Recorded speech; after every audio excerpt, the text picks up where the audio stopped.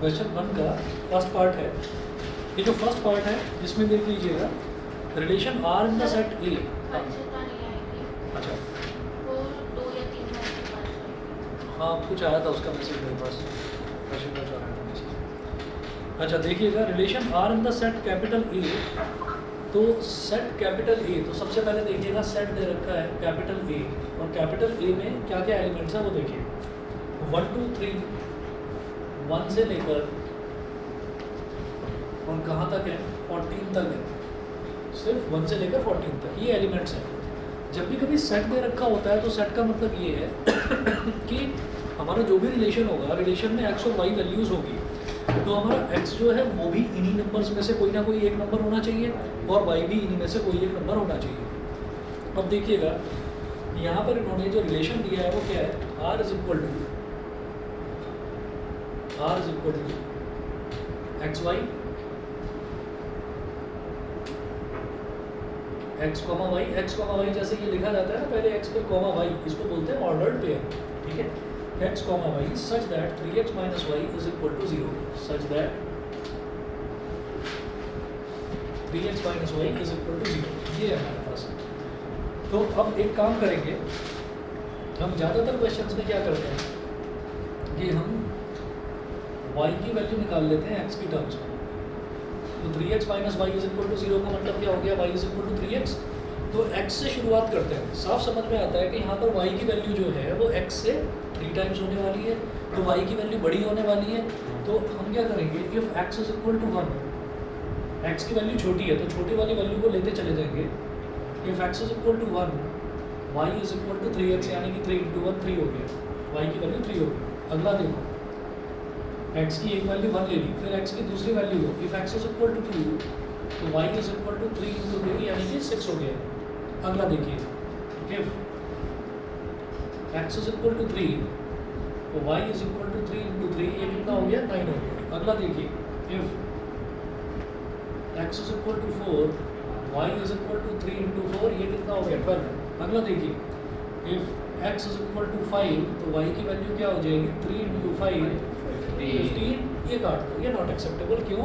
क्योंकि ये जो y की वैल्यू है ये एक्सीड कर गई इस वैल्यू को, 14 से बाहर निकल गई, ठीक है। तो मुझे x और y की वही वैल्यूज चाहिए जो सारी की सारी इस सेट के अंदर लाई करती है, ठीक है। Therefore relation R in roster form. Roster form क्या होता है, जिसमें ना कॉमा लगा लगा कर सारे एलिमेंट्स लिख देते हैं, और सेट बिल्डर फॉर्म क्या होता है जिसमें ऐसे स्टेटमेंट के तौर पर लिखा जाता है। तो मैं रिलेशन आर को रोस्टर फॉर्म में लिखूंगा, इसलिए लिखूंगा क्योंकि रोस्टर फॉर्म के बाद ये हमारा रिफ्लेक्सिव है, सिमेट्रिक है या ट्रांजिटिव है, ये बताना हमारे लिए बहुत आसान हो जाता है, ठीक है। कैसे? अच्छा, मतलब इसी तरीके से, इसी तरीके से करना मुश्किल पड़ेगा, ज़्यादा आसान ये है जब सेट दे रखा है ना पूरा, तो ज़्यादा बढ़िया तरीका यही है, जब भी कभी आपको सेट दे रखा हो तो रोस्टर फॉर्म में कन्वर्ट करो, ठीक है ना। ये 2-3 टाइप्स के क्वेश्चन आएंगे इसमें। एक ऐसा होगा जो सेट बिल्डर फॉर्म से ही करना पड़ेगा, जिसमें आपको सेट दे रखा होगा, सेट ऑफ ऑल इंटीजर्स। तो ऑल इंटीजर्स का मतलब इतने सारे इंटीजर्स हैं, हम कहाँ तक इंटीजर सब्स्टिट्यूट करके देखेंगे, तो वहाँ पर हमको डायरेक्ट मेथड से करना पड़ेगा। मैं सारे क्वेश्चंस में आपको मेथड्स बताता चला जाऊँगा, आप समझ जाएंगे। जहाँ भी सेट दे रखा है वहाँ पर अलग अलग वैल्यू निकाल लो एक्स और वाई की। तो रिलेशन क्या आ गया, यहाँ लगाएंगे कर्ली ब्रैकेट, एक्स की वैल्यू 1 तो वाई की वैल्यू 3, तो लिखिए 1,3, कॉमा एक्स की वैल्यू 2 तो वाई की वैल्यू 6, तो लिखिए 2,6, एक्स की वैल्यू 3 तो वाई की वैल्यू 9, 3,9, एक्स की वैल्यू 4 तो वाई की वैल्यू 12। बस यहीं रुक जाएंगे, ठीक है, यहीं रुक जाएंगे, आगे नहीं चलेंगे। अब ये बोल रहे हैं determine whether each of the following relations are reflexive, symmetric and transitive. तो सबसे पहले हम ये कहेंगे रिफ्लेक्सिव होने के लिए सेट के सारे एलिमेंट्स का अपने खुद के साथ में रिलेशन होना ज़रूरी है। मतलब सेट में कितने एलिमेंट्स हैं, 14 एलिमेंट्स हैं, 1 से लेकर 14। तो 1 भी हो, 2 भी हो, 3 भी हो, 4 5 6 सब कुछ होना चाहिए। लेकिन क्या है कि अगर इनमें से कोई एक भी एलिमेंट नहीं होगा तो मैं सीधा वही कह दूंगा कि ये रिफ्लेक्सिव नहीं है। तो हम यहाँ पर जब चेक करते हैं तो ऐसे लिखते हैं रिफ्लेक्सिविटी, ये लिखेंगे रिफ्लेक्सिविटी ये मेंशन करेंगे और उसके बाद आप क्या करेंगे, यहाँ पर रिफ्लेक्सिविटी लिखने के बाद में आप यहाँ बस एक लाइन लिखेंगे, सिंस 1 1 ये होता है बिलोंग्स टू का साइन, छोटा सी बनाकर ऐसे और बीच में एक लाइन लगा दीजिए, ये बिलोंग्स टू का साइन होता है। Since 1 1 does not belongs to R, so R is not reflexive. तो ये एक रिफ्लेक्सिव रिलेशन नहीं है, ये समझ में आ गया? ठीक है, ऑनलाइन वाले बच्चे बताएं भाई इतना क्लियर है रिफ्लेक्सिविटी? ठीक है, चलिए आगे चलता हूँ। उसके बाद हम देखेंगे सिमेट्री। सिमेट्री का मतलब ये है कि अगर ए बी है किसी रिलेशन में तो बी ए भी होना चाहिए। आप देखो 1 3 है 3 1 नहीं है, बस इतना ही बहुत है मेरे लिए। यहाँ पर लिखिएगा symmetry,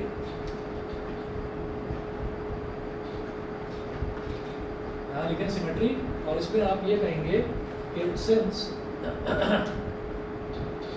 1 3 belongs to R but 3 1 does not belongs to R, so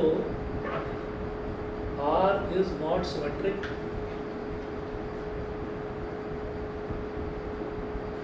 A और B का रिलेशन हो, B और C का रिलेशन हो, तो A और C का रिलेशन अगर बन जाए तो उसको ट्रांजिटिव कहा जाता है। अब ट्रांजिटिविटी के लिए चेक करना, अच्छा एक ही मिल जाए ना बस मेरे लिए उतना ही बहुत है, मेरे को सबके लिए चेक करने की फिर ज़रूरत नहीं है।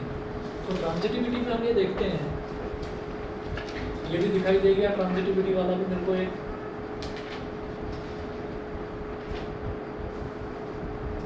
ट्रांजिटिविटी में हम ये कहेंगे कि भाई पहले वो देखना है कि कोई ऐसा एलिमेंट जिसका मतलब एक ऑर्डर पेयर देखा तो इसका दूसरा एलिमेंट क्या है 3। अब एक ऐसा ऑर्डर पेयर देखना है जिसका पहला एलिमेंट 3 हो, तो वो कौन सा है, ये वाला। तो 1 3 तो रिलेशन में एग्जिस्ट करता है, 3 9 एग्जिस्ट करता है, क्या 1 और 9 एग्जिस्ट करता है, नहीं करता, तो ट्रांजिटिव भी नहीं है। तो हम ये कहेंगे since 1 3 belongs to R and 3 9 belongs to R, but 1 9 does not belongs to R, so R is not transitive। तो भैया ये पहले वाला जो है ये कुछ भी नहीं है, रिफ्लेक्सिव भी नहीं है, सिमेट्रिक भी नहीं है, ट्रांजिटिव भी नहीं है।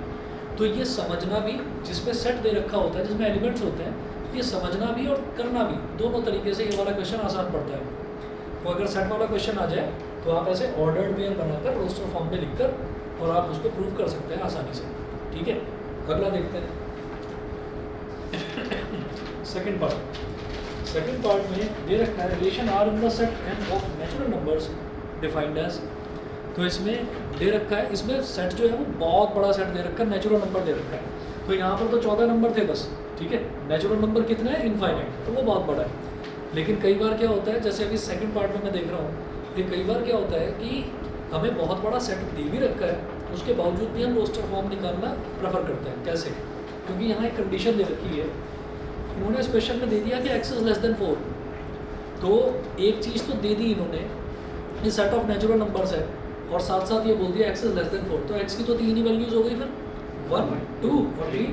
ठीक, तो इसमें क्या करेंगे, सेकंड पार्ट में देखिएगा। सेकंड पार्ट में जो हमारा सेट दे रखा है वो कैपिटल है ना, natural numbers r is equal to x comma y।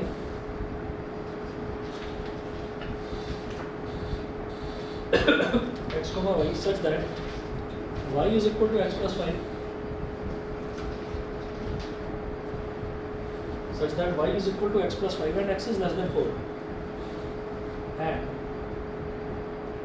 x is less than 4। तो जनरली हमें y की वैल्यू निकालनी होती है x की अलग अलग वैल्यू सब्स्टिट्यूट करके, जैसा मैंने यहाँ पर भी करा कि x की अलग अलग वैल्यूज ली और y की वैल्यू निकाली।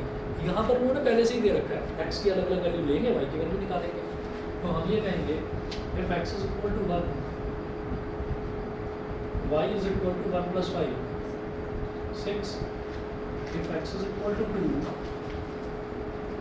y is equal to 2 plus 5, 7, if x is equal to 3, y is equal to 3 plus 5, 8। Question करते ही दिखाई दे रहा है, कुछ भी नहीं होने वाला, ये रिफ्लेक्सिव सिमेट्रिक ट्रांजिटिव कुछ भी नहीं है। ठीक है, फिर भी कर दो। आप क्या करेंगे, r क्या हो गया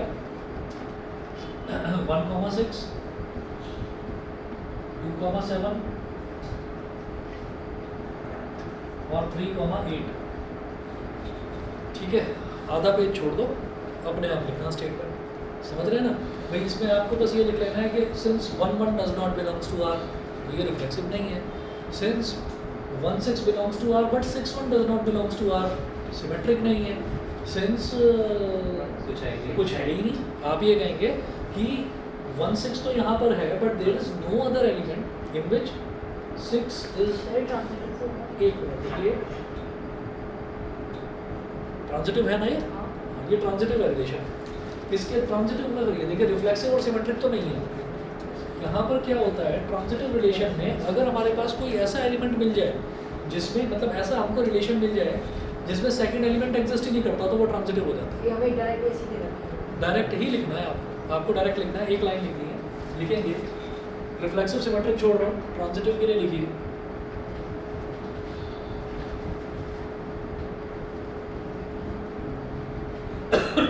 ट्रांजिटिव के लिए लिखिए since 1,6 belongs to R, comma 2,7 belongs to R and 3,8 belongs to R. So there are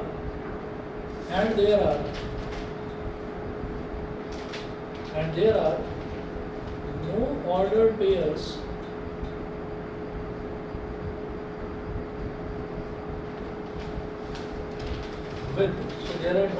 pairs with 6, 7 and 8 as the first element.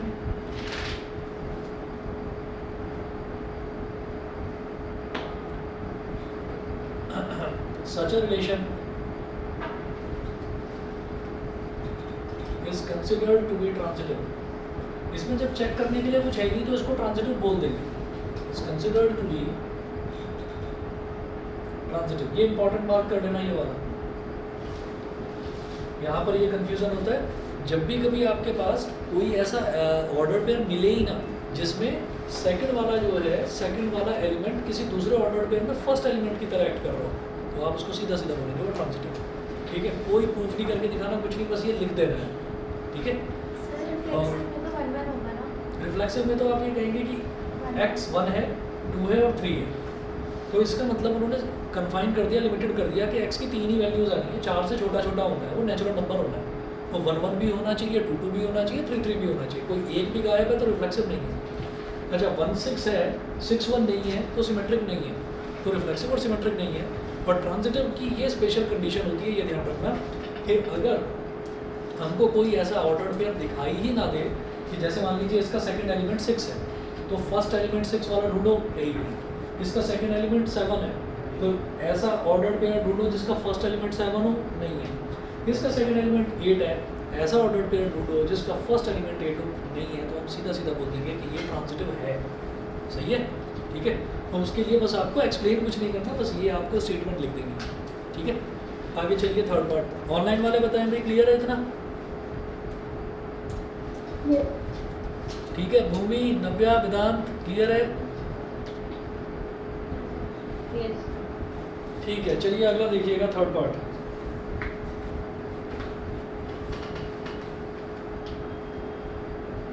Third part में है एक सेट दे रखा है 1 2 3 4 5 6।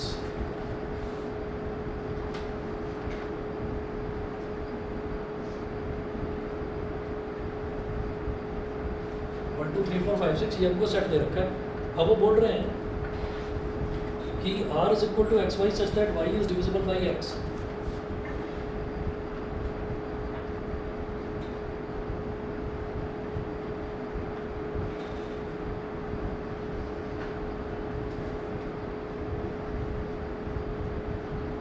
y is divisible by x।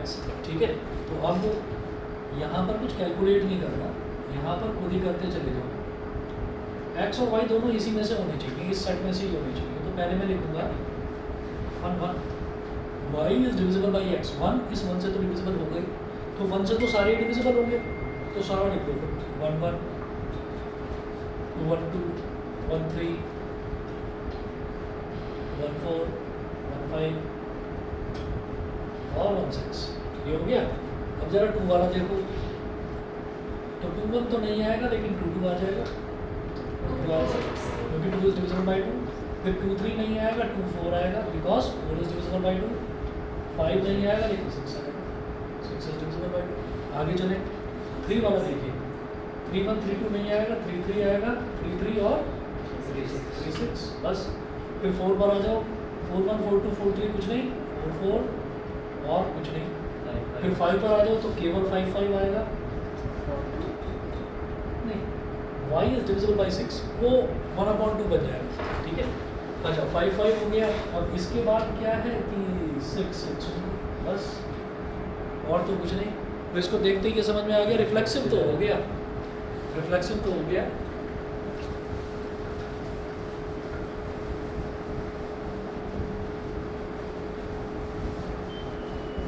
Symmetric में सारे symmetric होने चाहिए और सारे होने चाहिए सिमेट्रिक, सारे सिमेट्रिक होने चाहिए। तो आप क्या करेंगे, यहाँ पर लिखेंगे reflexivity,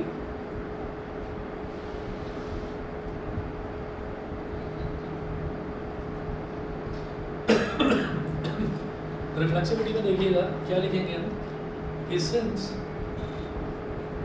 1 1 2 2 dot dot dot 6 6 all belongs to R, so R is reflexive। ये जो R रिलेशन है ये हमारा एक रिफ्लेक्सिव रिलेशन हो जाएगा। फिर चेक करेंगे सिमेट्री, सिमेट्री में तो एक ही बहुत है हमारे लिए, 1 2 है, 2 1 नहीं है, सिमेट्रिक नहीं है, छोड़ दो। यहाँ लिखें since 1 2 belongs to R but 2 1 does not belongs to R, so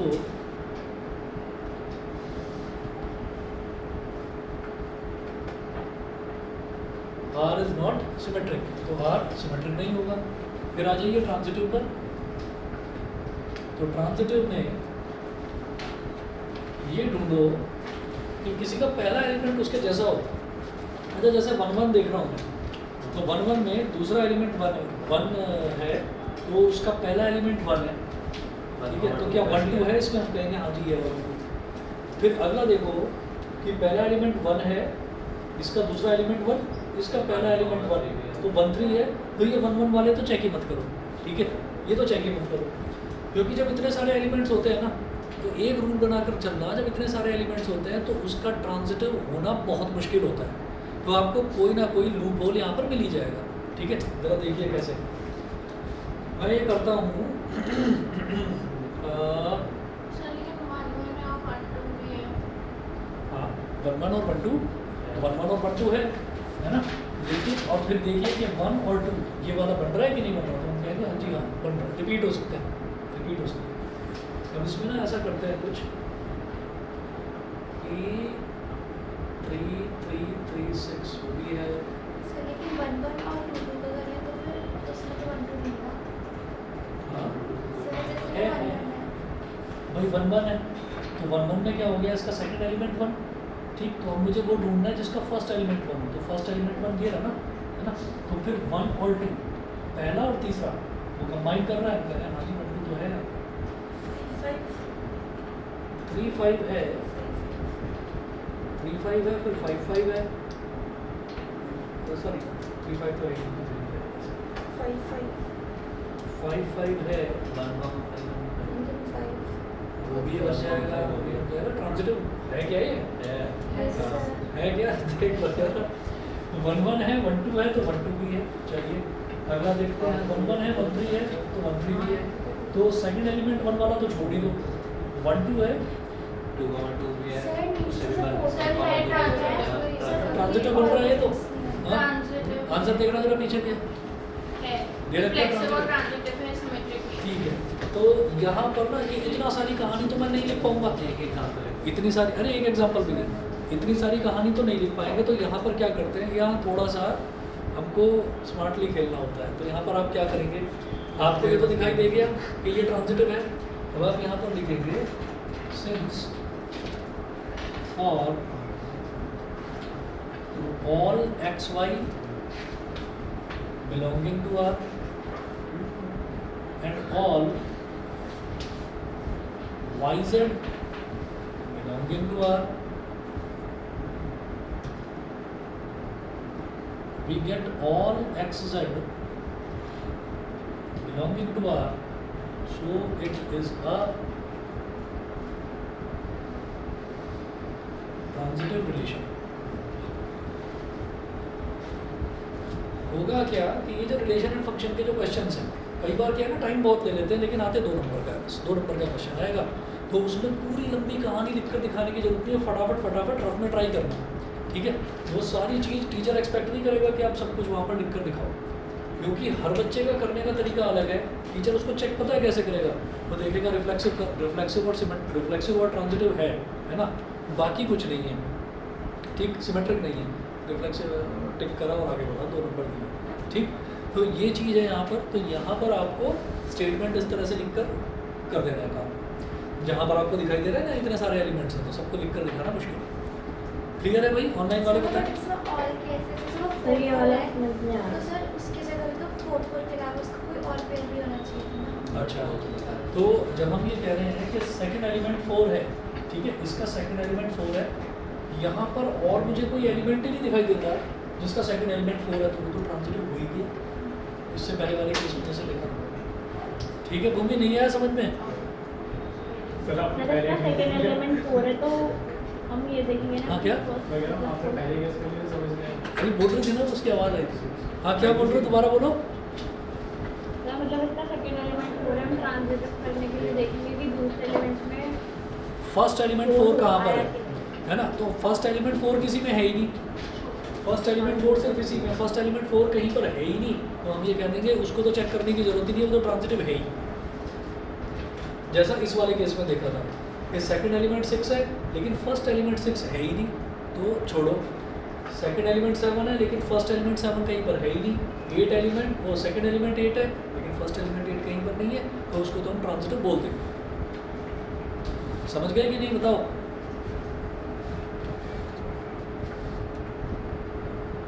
अरे समझ में आया कि नहीं? हाँ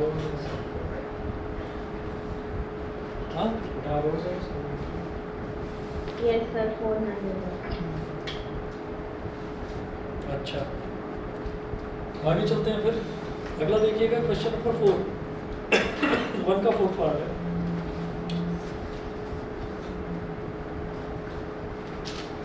फोर्थ तो हो जाएगा।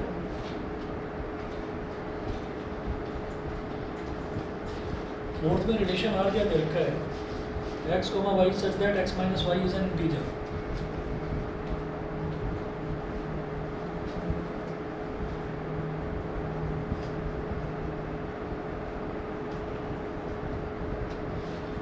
x minus y is an integer। अब यहाँ पर क्या दे रखा है इन्होंने, relation R in the set z of all integers, in the set z of all integers. तो सारे इंटीजर्स की बात हो रही है, तो सारे इंटीजर तो हम चेक नहीं करेंगे। तो यहाँ पर ये जो अब तक हम रोस्टर फॉर्म करते आ रहे थे, सारे एलिमेंट्स निकालते आ रहे थे, यहाँ एलिमेंट्स नहीं निकालेंगे। सबसे पहले रिफ्लेक्सिविटी चेक करो।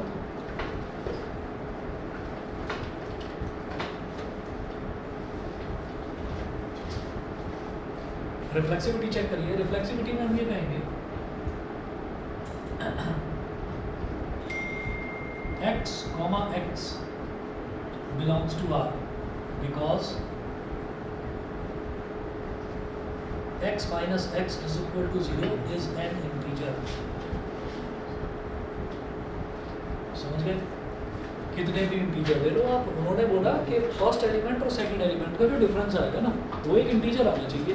तो मैं ये कह रहा हूँ कि अगर x, x रिफ्लेक्सिविटी में क्या करते हैं, पहला और दूसरा एलिमेंट सेम रखते हैं, तो x, x का मतलब क्या है कि x माइनस एक्स क्या आ रहा है, इंटीजर आ रहा है कि नहीं आ रहा है, आ रहा है। x माइनस एक्स 0 आएगा, तो 1 1 ले लो, 2 2, 3 3, 4 4, 5 5, 6 6, कुछ भी ले लो, डिफरेंस तो 0 ही आएगा। 0 is always an integer, therefore it is a reflexive relation.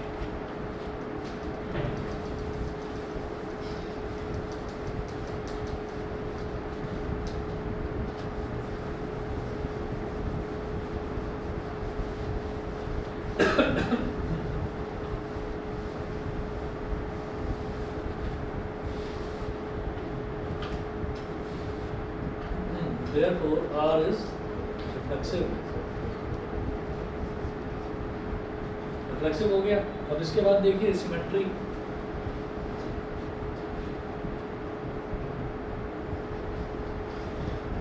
Symmetry में हम क्या कहेंगे, if x, y belongs to R, that is x minus y is equal to, मान लीजिए a आ गया, x minus y is equal to a आ गया, which is an integer, यहाँ लिख दीजिए which is an integer।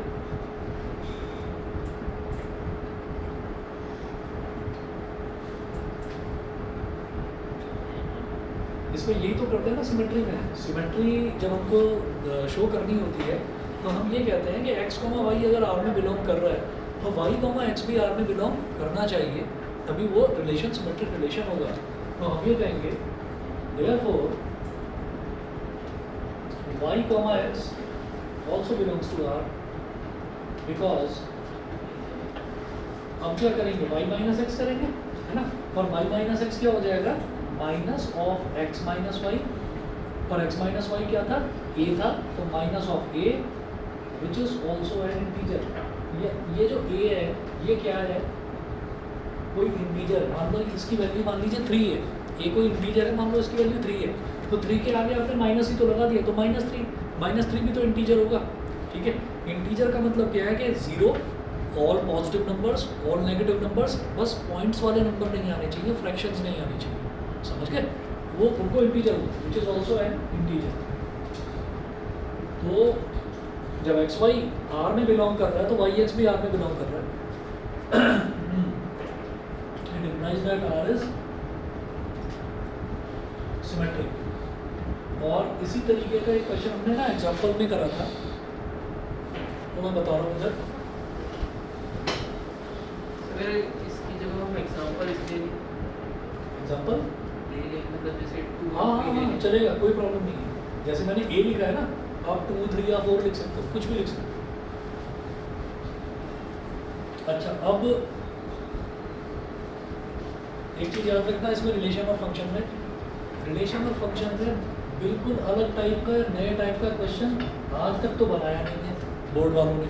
तो इतना जरूर कर लेना कि रिलेशन फंक्शन में एनसीईआरटी का एक क्वेश्चन रट डालना बिल्कुल अच्छे से।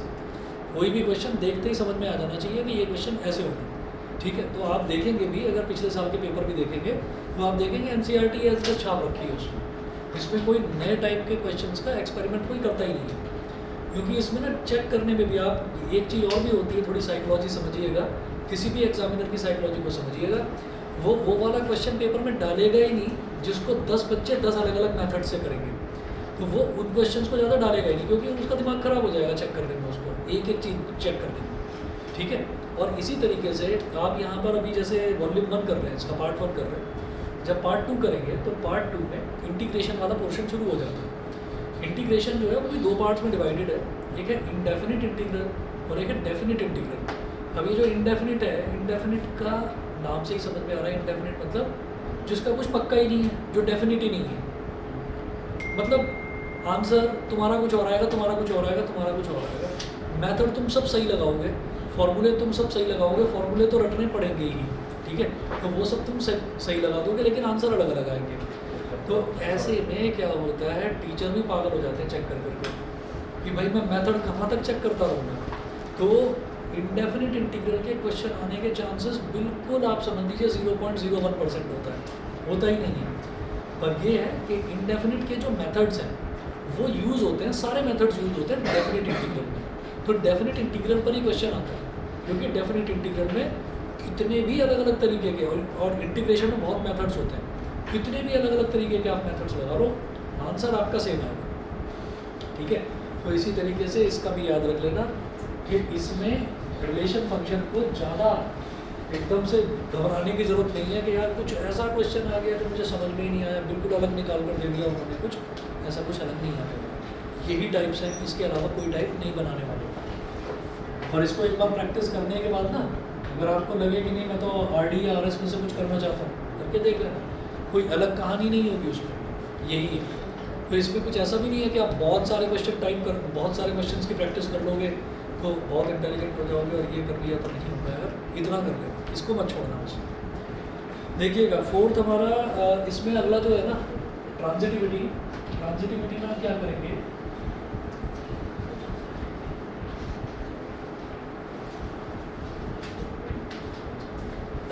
जैसे यहाँ पर x y belongs to R था, तो यहाँ लिखिएगा इफ एक्स वाई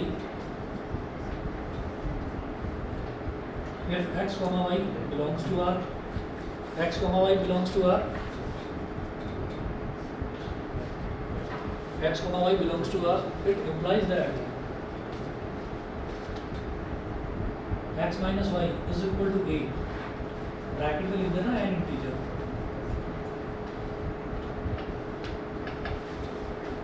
ठीक है, 2 या 3 भी ले सकते हो, कोई दिक्कत नहीं है।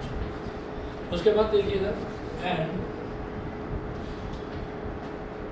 y comma z belongs to R, that is y minus z is equal to b, इसको भी क्या बोल दीजिए n इंटीजर, ये भी एक इंटीजर है,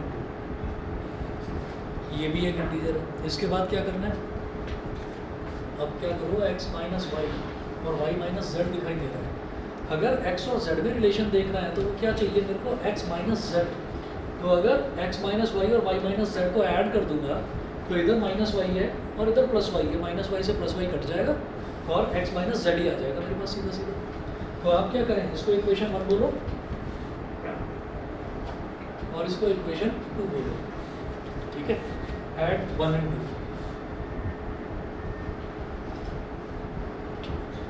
इन दो इक्वेशंस को ऐड कर दिया तो x minus y plus y minus z is equal to a plus b, minus y plus y cut दिया तो x minus z is equal to a plus b, और a प्लस बी, और यहाँ bracket में लिखें which is an integer. भाई a भी एक इंटीजर था, b भी एक इंटीजर था, दो इंटीजर्स को ऐड कर दिया तो इंटीजर ही आएगा रिजल्ट में, ठीक है, फ्रैक्शन तो आएगा नहीं। It implies that x comma z belongs to R, therefore R is transitive। Reflexive भी है, सिमेट्रिक भी है, ट्रांजिटिव भी है, यानी कि इक्विवेलेंस रिलेशन हो गया। उसके बाद देखिएगा क्वेश्चन नंबर 1 का ही 5th पार्ट,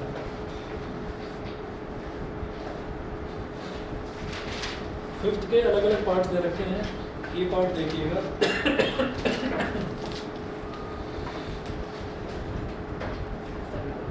ये थोड़े से सोचने वाले हैं।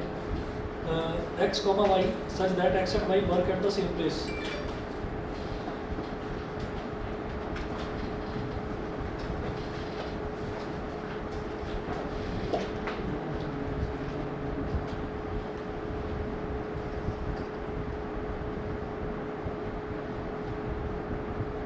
such that x and y work at the same place, ठीक है।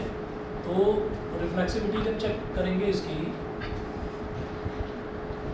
रिफ्लेक्सिविटी में क्या हो जाएगा, हम चेक करेंगे x, x के लिए, तो हम यहाँ लिखेंगे x, x belongs to R, पहले ही लिख देते हैं इस चीज़ को, क्यों, सोच लिया पहले से, क्या x और x, क्या मैं और मैं एक ही जगह पर काम कर रहे हैं, हाँ कर रहे हैं, हाँ, इसको क्या मान लेते हैं, जब ये इस तरीके के कोई क्वेश्चंस आते हैं ना, तो उसको आप क्या मान लीजिए कि जैसे मैं हूँ और मेरी मिरर इमेज है, एक पर्सन है और उसकी मिरर इमेज है, तो एक पर्सन वहीं पर है, उसकी मिरर इमेज भी वहीं पर है, तो दोनों के दोनों रिफ्लेक्सिविटी आया ही रिफ्लेक्शन से, रिफ्लेक्शन कहाँ होता है, मिरर में होता है, तो दोनों पर्सन जो है वो एक जगह काम कर रहे हैं। x belongs to R because x and x both work at same place, both work at same place। Symmetry में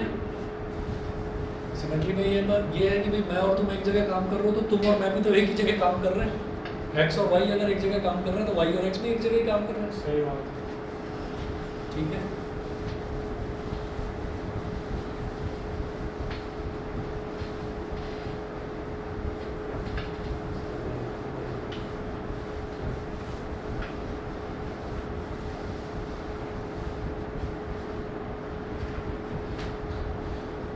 symmetry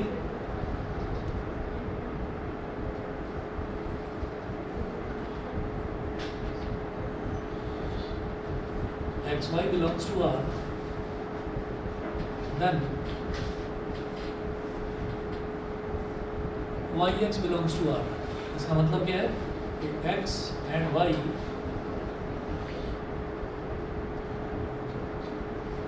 work at the same place.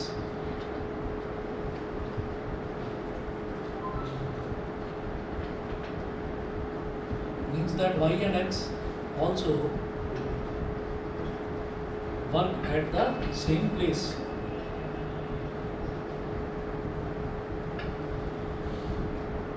Transitivity छोड़ दूं, कर लोगे कि x और y एक जगह पर काम करते हैं, y और z एक जगह पर काम करते हैं, तो x और z भी एक जगह पर काम करते हैं। बी पार्ट देखिए, बी पार्ट भी इसी का भाई है, बिल्कुल सेम है। x and y work at the same place था, अब यहाँ पर x और y live in the same locality, एक ही तो बात है। हम एक जगह काम कर रहे हैं, एक जगह रह रहे हैं, एक ही बात है। ये भी इसी के जैसे होगा। सी पार्ट देखिए, सी पार्ट देख लेते हैं इसका। क्या दे रखा है? Relation R is equal to x, y such that x is exactly 7 centimeter taller than y.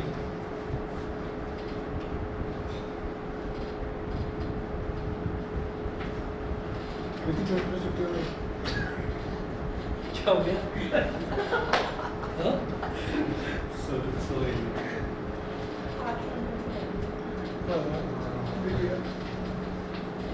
क्या हुआ बताओ? ऐसे याद रखिए, जैसे रोहन याद है आपको 11th में हम सो गया था, ऐसे बैग रखे, वो बैग पे ऐसे खाते सो रहा था। ये अच्छी है। अच्छा अच्छा, मुझे लगा हाइट को लेकर कुछ, मैंने कहा यहाँ कोई छोटा तो है नहीं, सारे डब्बे रखे हैं। क्या हाइट से क्या होगा? एक्चुअली क्वेश्चन था ना ये x is exactly 7 centimeter taller than y। तो कई बार इस क्वेश्चन में एक लड़का आता था हमारे यहाँ पर पढ़ने, 12th में ही आता था, लास्ट ईयर बड़ा छोटा था। अभी तो आप देख रहे हो ना कि यहाँ पर वो बच्चे की वो साइकिल रखी हुई है ना, वो उधर वो पीछे वो कार भी रखी हुई है बच्चे की, वो बीच बीच में चलाने भी ऐसे वो मान जा तो वो चिढ़ जाता था एकदम, है ना। और जैसे ही मैं देखता था ना क्या सर कुछ नहीं हुआ, कुछ नहीं हुआ, और जैसे ही पीछे तुझे मैं बाहर देख लूँगा, वो इस तरीके से होता था। मेरी हाइट का मजाक में थोड़ा, मैं भी बस दिया छोड़ दूँ बोलता हूँ। है ना। तो बहुत ज़्यादा जब हो गया तो मतलब अब पूरे साल पढ़े ना 12th वाले, जब बहुत ज़्यादा हो गया बेटा तेरे को ना मेरी हाई लगेगी, तेरे बच्चे भी छोटे छोटे पैदा हो गए। इतना ज़्यादा बोल दिया उसको, कह रहे अरे भाई इतनी बद्दुआ मत दे, तो इतना ज़्यादा उसको परेशान कर दिया था इस वजह से। चलिए देखिए,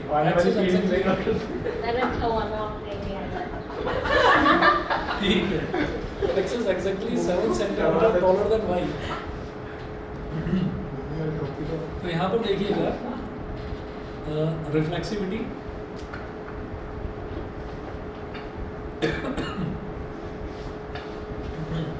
हिटलर भी बहुत छोटा था, नेपोलियन बोनापार्ट भी बहुत छोटा था, पूरी दुनिया को घुटनों पर डाल दिया था। छोड़िए खैर, उसे मेरे बहुत एग्जाम्पल्स हैं। x is exactly 7 centimeter, बाकी छोड़ो, योगी जी भी बहुत छोटे हैं, योगी जी भी बहुत छोटा है, पीछे सेना देखा एक बार कितने सब लंबे लंबे चलते हैं। उनकी और मेरी बातचीत करा देना, बस ये कह देना कि अकेले अकेले हो कभी पीछे से अपने बाउंसर भेज दे। चलिए देखिए, x is exactly 7 centimeter taller than y। तो रिफ्लेक्सिविटी, अब इसमें ये बताओ कि कोई खुद से ही 7 सेंटीमीटर लंबा हो सकता है क्या? तो ये तो नहीं होगा, रिफ्लेक्सिव तो नहीं होगा। हाँ, सिमेट्री की अगर बात करें तो अगर x y से 7 सेंटीमीटर लंबा हो गया तो y तो x से 7 सेंटीमीटर छोटा होगा, लंबा थोड़ी होगा, तो क्या होगा? सिमेट्रिक नहीं होगा। रिफ्लेक्सिविटी और सिमेट्री छोड़ दो, अपने आप लिख लेना उसको। अब ट्रांजिटिविटी की बात करते हैं। ट्रांजिटिविटी में ये अटके हो गए शायद निष्ठा, हाँ, तो ट्रांजिटिविटी देखिए जरा। तो इसमें जिटिविटी कितना आ जाता है? ट्रांजिटिविटी, तो इसमें x, y belongs to R। इसका मतलब क्या है? x is 7 centimeter taller than y। अच्छा, if x, y belongs to R and y, z belongs to R, इसमें क्या है कि y is 7 centimeter taller than z। तो क्या x z से 7 सेंटीमीटर टॉलर होगा? नहीं, 14 सेंटीमीटर टॉल हो जाएगा। जब x y से 7 सेंटीमीटर लंबा है और y जो है वो z से 7 सेंटीमीटर लंबा है, तो x तो z से 14 सेंटीमीटर लंबा हो गया, है ना? सिमेट्रिक हाँ, नहीं, रिलेशन ही है कि एग्जैक्टली 7 सेंटीमीटर लंबा होना चाहिए, उससे ज़्यादा नहीं होना चाहिए, ठीक है ना। तो यहाँ पर हम क्या बोलेंगे,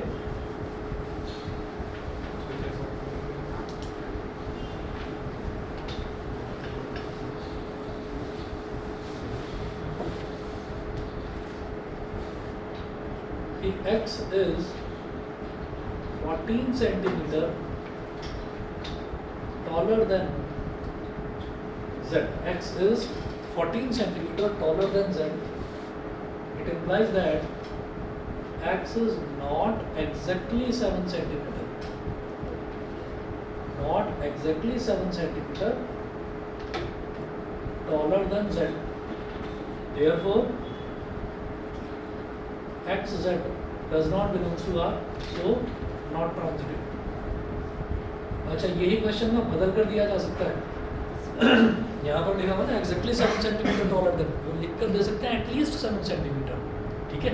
एटलीस्ट 7 सेंटीमीटर, भाई कम से कम 7 सेंटीमीटर लंबा हो, उससे ज़्यादा लंबा हो कोई दिक्कत नहीं है, तो उससे ज़्यादा तो आ रहा है 14 सेंटीमीटर। एटमोस्ट 7 भी आ सकता है। अगर एटमोस्ट 7 आएगा तो फिर ट्रांजिटिव नहीं होगा, ट्रांजिटिव नहीं होगा ना। चलिए जी, इसके बाद देखिएगा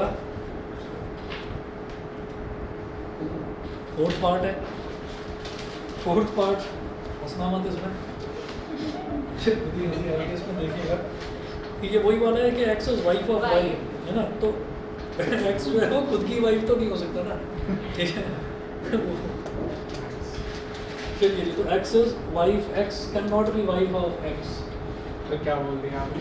x can not be wife of x. अच्छा, ठीक है। एक्स जो है वो खुद की ही वाइफ नहीं हो सकता ना, नहीं हो सकती। हाँ, आप सही है।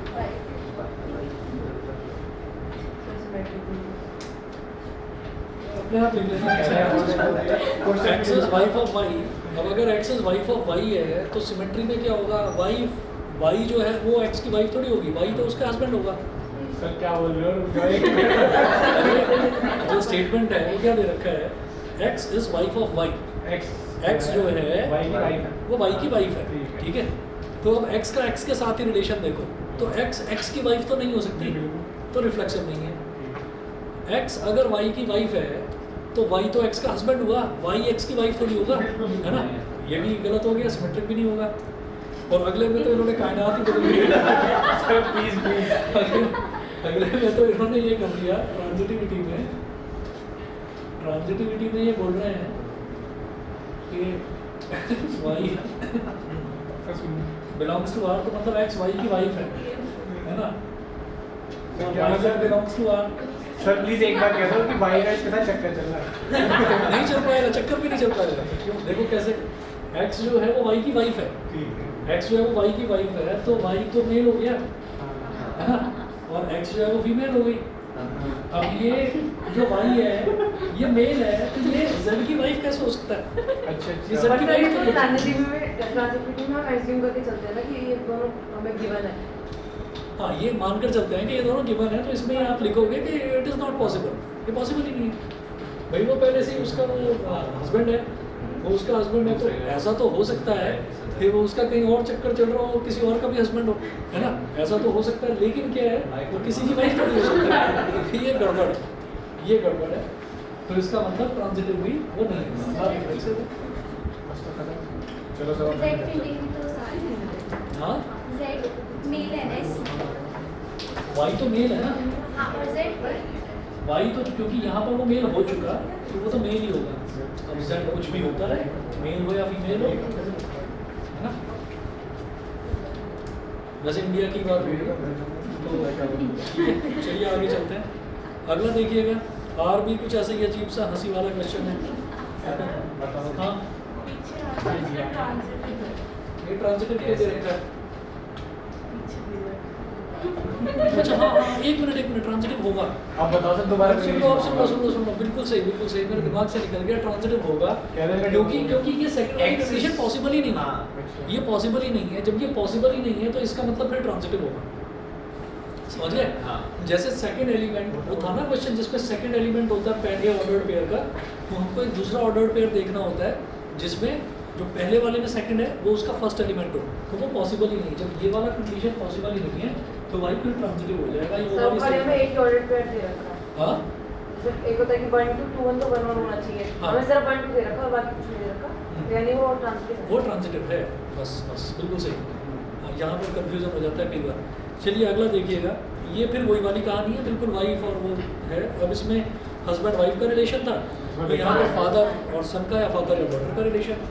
तो इसमें ये दे रखा है एक्सेस फादर ऑफ वाई, है ना, ये दे रखा है एक्सेस फादर ऑफ एक्स, तो कोई खुद का ही बाप नहीं हो सकता। अब एक्सेस फादर ऑफ वाई, तो वाई तो उसका बेटा ही होगा ना, वाई तो हो नहीं उसका, जाता। वाई उसका बाप नहीं हो सकता, ठीक है। तो रिफ्लेक्सिव भी नहीं है, हाँ। और इसके बाद ट्रांजिटिव भी नहीं है। अब बताते हैं